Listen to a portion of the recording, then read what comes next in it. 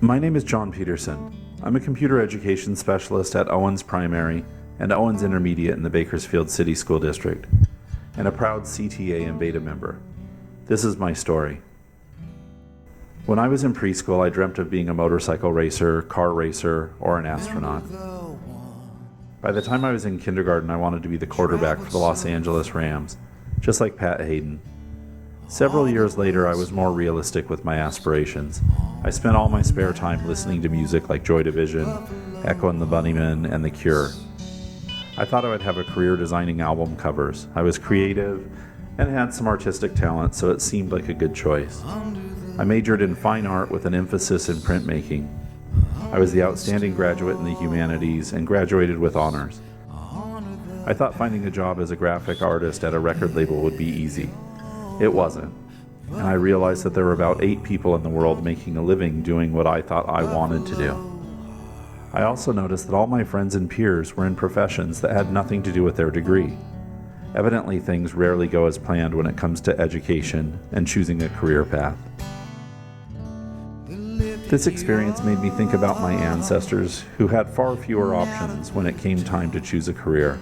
The decision was basically made for them. I thought of my great-grandfather, Christian Peterson, who immigrated from Denmark in 1870 and worked hard to build his own dairy in Nebraska, only to have to sell off the business and move to California, where his wife, Clara, could receive better treatment for cancer. He went from owning his own business to working on the grounds crew at the Claremont colleges. His life certainly didn't work out the way he planned, but he did what he had to do to create the best life possible for his family. Just when I had given up hope on the graphic arts career, I went to a party and a friend mentioned a great computer education position that was open at her school. I never had any desire to teach. That was my sister's dream, not mine. I figured I could do it for a year or two, then move on to what I really wanted to do. That was 1996, and I'm still teaching in the same position. It wasn't what I planned for, it wasn't something I ever thought I would do, but I realized after a year or two that it was a fun, exciting, and challenging job, where every day was different. I loved the energy of the students and playing a role in their development and experience with technology.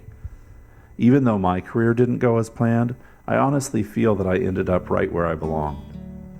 This teaching position that I had grown to love didn't always go as planned either. In 2003, my district was so desperate financially that they laid off around 200 teachers, me included. I was devastated. I felt physically ill when I got the news. This job that I had fallen into and never dreamed I would love had become part of me and who I was. When I was at my lowest and had no idea where to turn, Beta came to my rescue. Like most teachers, I hadn't really paid much attention to my Teachers Association, other than once a year when they were trying to bargain for a pay raise. Now that I truly needed them, I figured I better open my eyes and seek out some advice. Beta and CTA came to the rescue of the 200 educators who had been laid off.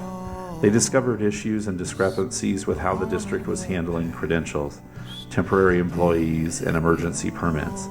They hired a law firm that came in and rectified the situation, and I was able to reapply for the job I had already been doing for 7 years. I was so relieved. I took my Teachers Association for granted for years until things didn't go as planned, and I needed their help. I decided from that point on, I would take a much more active role in Beta. I'm now my site representative, an area director, and I play an active role on several committees and maintain their website. You don't have to do any of these things to become more active in your Teachers Association.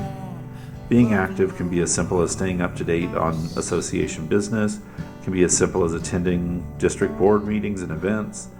Beta is not a small group of people who work in an office or the members on executive board.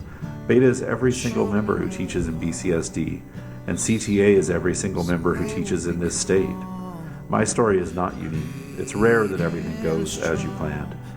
Having the support of your Teachers Association is an imperative safety net that I can't imagine living without. As a matter of fact, my story would not exist if it wasn't for their support. I hope that many of you will choose to become more active in your association because you will need them when things don't go as planned.